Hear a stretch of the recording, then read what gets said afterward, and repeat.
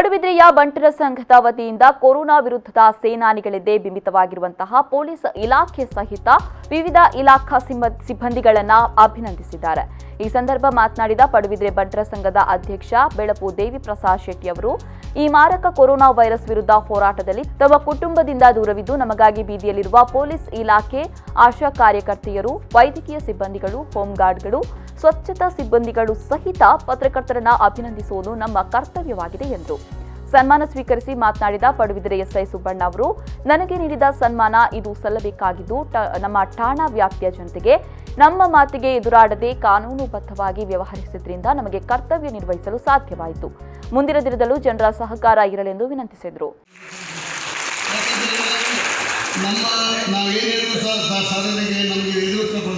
ನಮಗೆ ಒಳ್ಳೆ ರೀತಿ ಸ್ಪಂದನೆ ಮಾಡಿದೆ।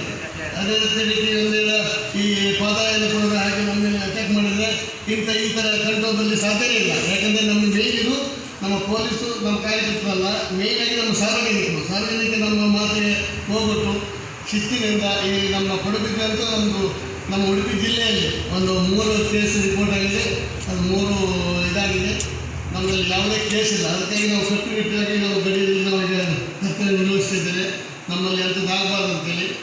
ಮೊನ್ನೆ ಸಹ ಒಂದು ಉದಾಹರಣೆ, ಒಂದು ಪೇಷಂಟ್ ಬಂದು ನಾವು ವಾಪಸ್ ಕಳಿಸಿದ್ದೇವೆ, ಸ್ವಲ್ಪ ಡೌಟ್ ಇತ್ತು, ನಾನು ಬಿಡಲೇ ಇಲ್ಲ, ಉಡುಪಿ DC ಸಹ ಫೋನ್ ಮಾಡೋದು, ಪ್ರತಿಯೊಬ್ಬರು ಫೋನ್ ಮಾಡಿ ಸಹ ನಾನು ಬಿಡಲಿಲ್ಲ, ವಾಪಸ್ ಕಳಿಸಿದ್ದೀನಿ। ಹಾಗಿರುವಾಗ ನಾವು ಹಗಲು ರಾತ್ರಿ ಕೆಲಸ ಮಾಡಬೇಕಾಗ್ತದೆ, ಅದಕ್ಕೆ ನಮಗೆ ಈ ರೀತಿ ಸನ್ಮಾನ ಮಾಡೋದು ನಮಗೆ ಸ್ವಲ್ಪ ಸಂತೋಷ ಆಗಿದೆ। ಇದೇ ರೀತಿ ಈ ಪ್ರೋತ್ಸಾಹ ಕೊಟ್ಟರೆ ಈ ಕೆಲಸ ಮಾಡೋಕ್ಕೆ ಒಂದು ಉಮೇದು ಬರ್ತದೆ ಎಲ್ಲರಿಗೂ, ಈ ಸನ್ಮಾನ ಮಾಡಿದ್ದು